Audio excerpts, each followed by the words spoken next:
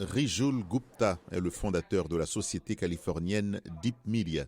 Cette société développe des technologies pour détecter les contenus créés par l'intelligence artificielle générative. Selon lui, ces deux images illustrent la difficulté de savoir ce qui est réel. Cette image de Donald Trump est un faux hyper-réaliste.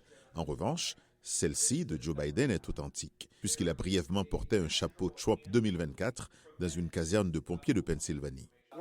Nous pensons que ce n'est que le début, qu'à mesure que l'IA générative devient accessible aux utilisateurs quotidiens et qu'elle dépasse le cadre des activités parrainées par l'État, nous allons assister à un afflux massif de désinformation par l'IA générative.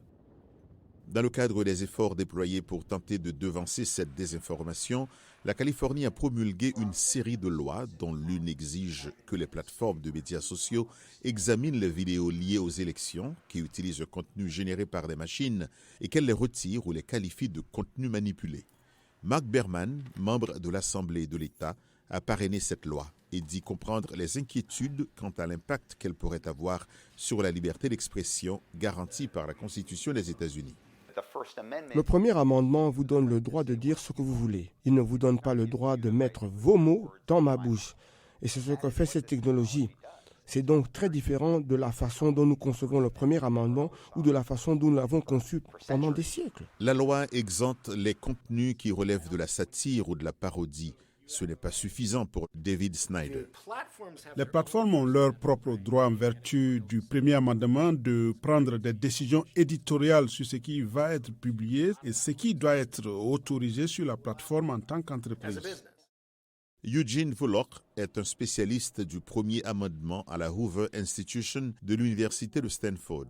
Il reconnaît que les deepfakes peuvent tromper les électeurs, mais il s'interroge sur la loi qui oblige les plateformes à s'auto-réglementer.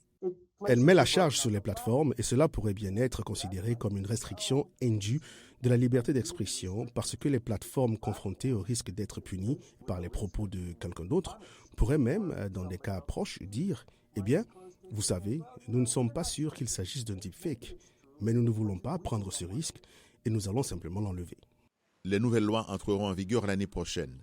Selon M. Volokh, elles risquent d'être bloquées par les tribunaux car les lois fédérales exonèrent les plateformes en ligne de toute responsabilité pour les contenus générés par leurs utilisateurs.